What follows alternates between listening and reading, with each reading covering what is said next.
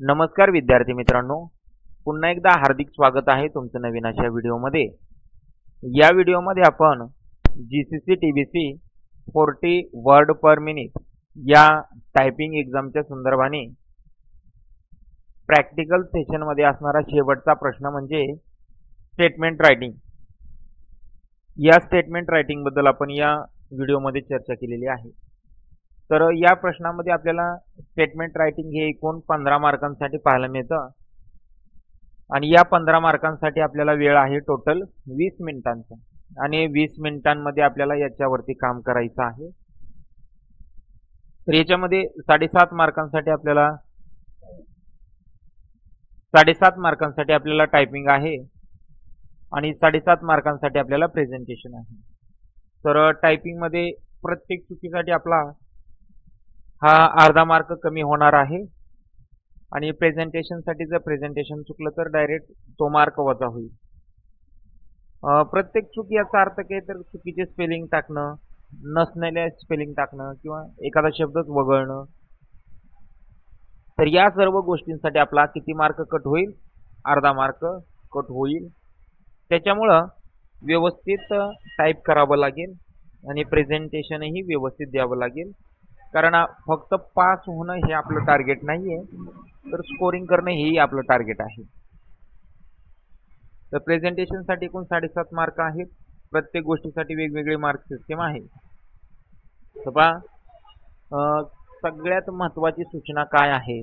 Presentation हे type करत असताना जे काही आपल्याला प्रश्नामध्ये स्टेटमेंट दिलेलं आहे तर त्याच प्रश्नाच्या सेलमध्ये आपल्याला स्टेटमेंट सुरू करावं लागतं. त्याच सेलमध्ये आता समजा जर आपण चुकीच्या सेलमध्ये टाईप केलं तर डायरेक्ट आपल्याला 0 मार्क मिळणार आहे. त्याच्यामुळं प्रश्नामध्ये कुठं आहे म्हणण्यापेक्षा ते नेहमी B3 मध्येच असतं. ते B3 सोडून कधीही आजपर्यंत नसते, मी तरी पाहिलेलं नाही. आणि मग B3 मध्ये व्यवस्थित ते टाईप करून घ्यावं. तर सुरू करूया टायपिंगला. टाईप करत असताना काळजी अशी घ्यायची आहे की कुठेही आता त्यांनी आपल्याला ते मर्जन सेंटर केलेलं त्यानंतरची गोष्ट आहे, पण सध्या टाईप करताना बरेचसे विद्यार्थी अगोदरच मर्जन सेंटर करतात. तर तसं करायचं नाही. B3 मध्येच हेडिंग टाईप करून घ्या. त्याच्यानंतर एक एंटर प्रेस करा. महत्त्वाची सूचना, कोणतंही वाक्य झाल्याच्या नंतर एक्स्ट्रा स्पेस देऊ नका. स्टेटमेंटमध्ये एक्स्ट्रा स्पेस दिली तर ती चुकीमध्ये गणली जाईल.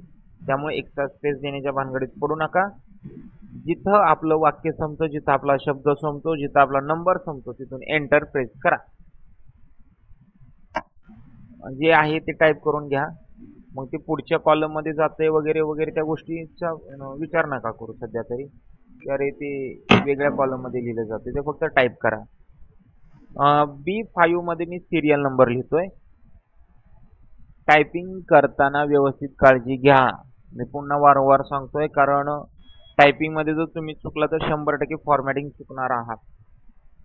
सिरियल नंबरच्या पुढे फूड ग्रेन्स लिहिलं मी कुठं? C5 मध्ये. मात्र इथं 4 सेल आहेत तर त्या सोडून द्यायच्यात आपल्याला. D कॉलम मध्ये काहीही टाईप करायचं नाही. E कॉलम मध्ये आलो मी.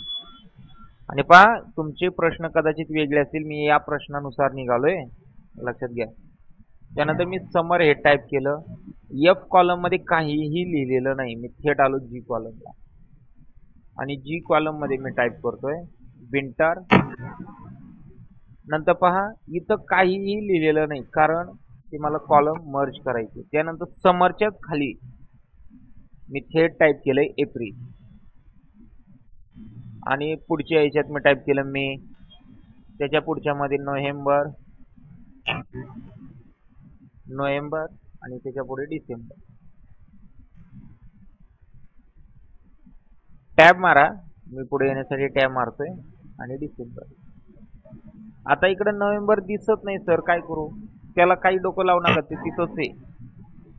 त्याच्यानंतर पहा, B7 मध्ये आपल्याला सिरियल नंबर टाकायचे. पण सिरियल नंबर टाकण्यासाठी ऑटोफिल कमांड वापरायचे आहे, ते टाईप करायचे नाहीत. फक्त एक नंबर टाईप करायचा आहे, बाकी काहीही टाईप करायचं नाही. तर त्यासाठी आपल्याला उजव्या कमांडमध्ये काय करायचं आहे, सिरीज वरती क्लिक करून तिथं आपल्याला 1 ते 8 नंबर हे कॉलम मध्ये घ्यायचे. तर मग B7 मध्ये मी 1 नंबर टाकला, 1 वरती सिलेक्शन ठेवा आणि कुठे यायचं, होम मेनू मध्ये सेल्स ग्रुप मध्ये ऑडिटिंग ग्रुप मध्ये फिल ऑप्शन वरती क्लिक करा. कुठं करा, फिल मध्ये सिरीज, आणि सिरीज मध्ये काम करायचं आपल्याला कॉलम मध्ये, आणि लाइनर पद्धतीने घ्यायचं आहे म्हणून मी लाइनर ठेवला.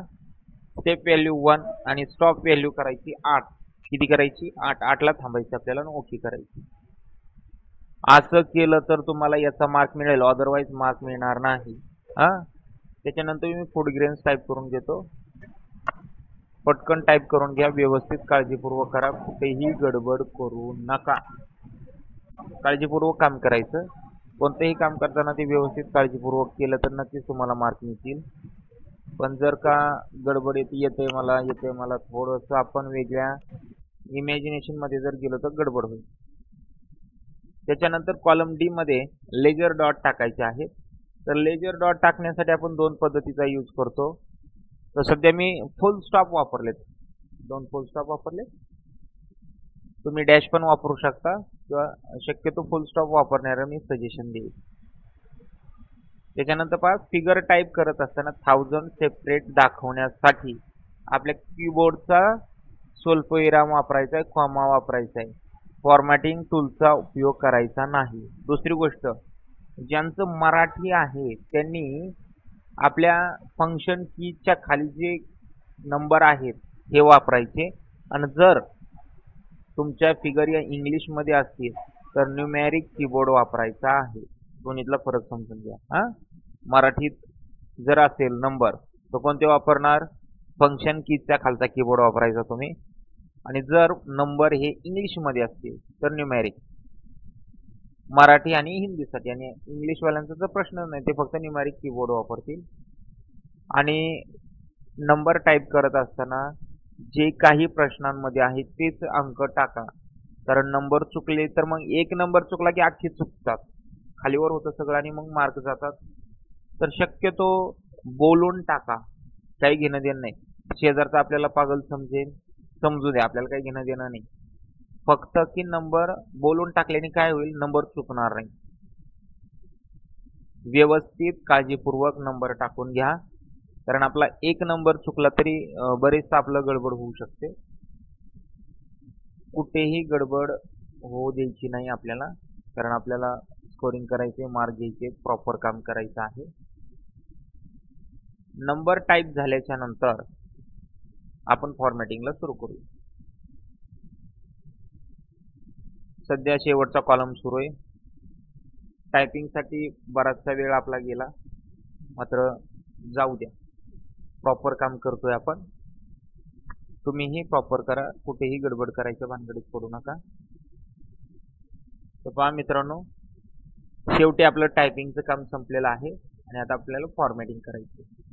तर फॉर्मॅटिंग करण्यासाठी सगळ्यात पहिलं फॉर्मॅटिंग आपल्याला करायचं आहे ते म्हणजे आपल्याला आता फॉर्मॅटिंग सुरू करायचंय, आणि त्याच्यामध्ये पहिलंच काम करायचं की आपल्याला सिरीज नंबर, पर्टिक्युलर नंबर आणि लेजर डॉट या पहिल्या 3 कॉलमची विड्थ योग्य ती करायची आहे. किती कॉलमची? 3.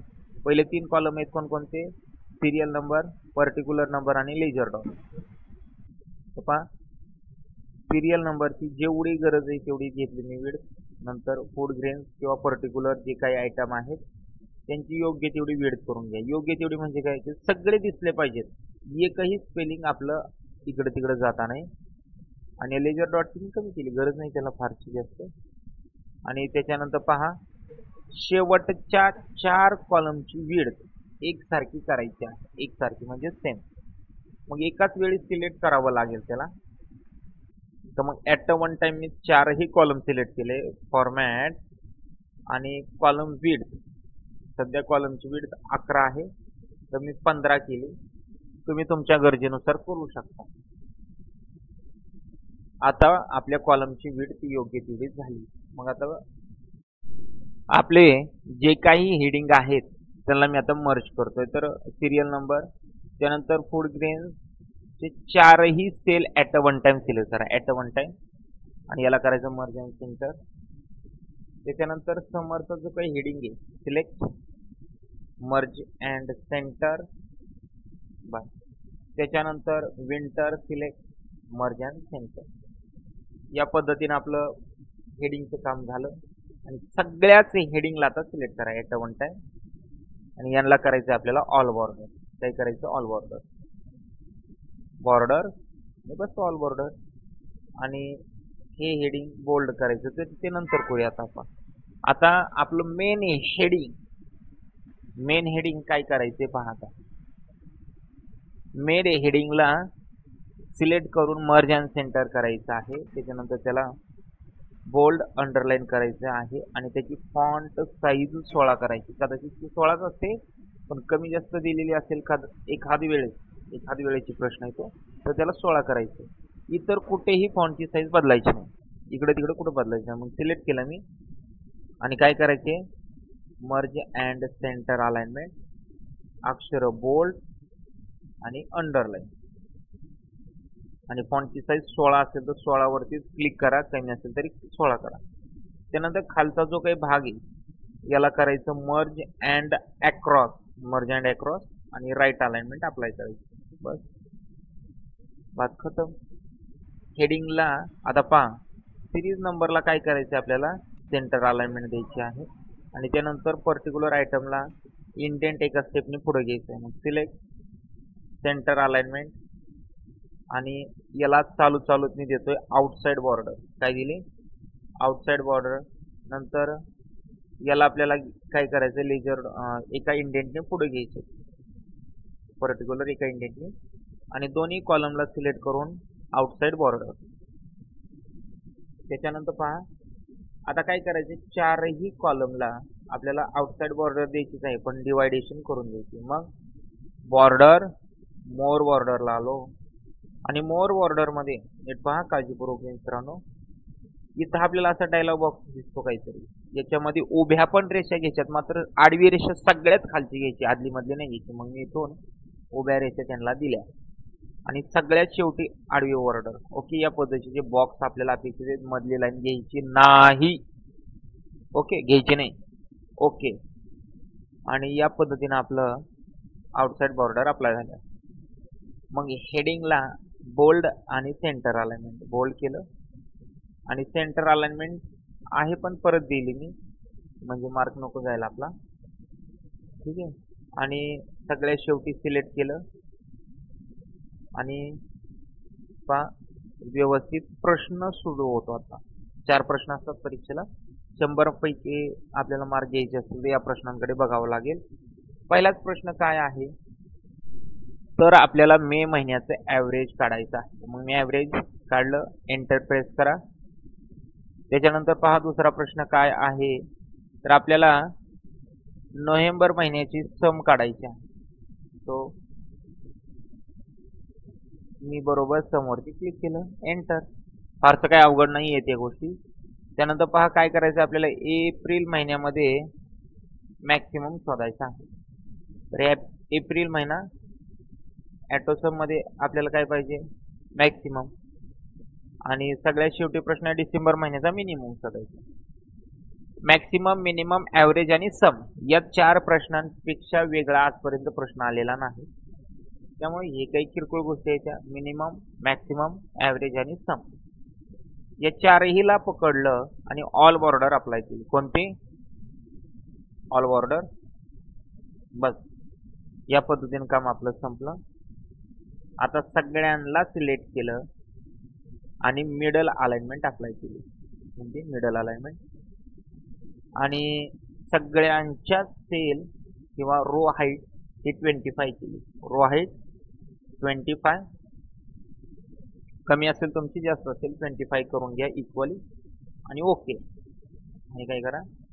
ओके. पुढचा पाठीमागचा विचार न करता.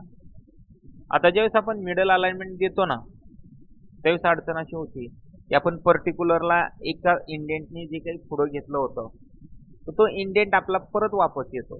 तर मग पर्टिक्युलर आयटम जे आहेत मिडल अलाइनमेंट दिल्याच्या नंतर तुम्ही त्याला इंडेंटच्या पुढे घ्या किंवा नंतर घ्या किंवा अगोदर घ्या, पण नंतर द्यावंच लागेल तुम्हाला. पण आता इंडेंट ठरला ना पाठीमागं, मग पुन्हा दिला आणि लेजर डॉट आपले हे सेंटरला घ्यायचे राहिले होते, मी पुन्हा त्याला सेंटर अलाइनमेंट दिली आणि मग या पद्धतीने आपलं संपूर्ण संपूर्ण स्टेटमेंट फायनल झालेलं आहे.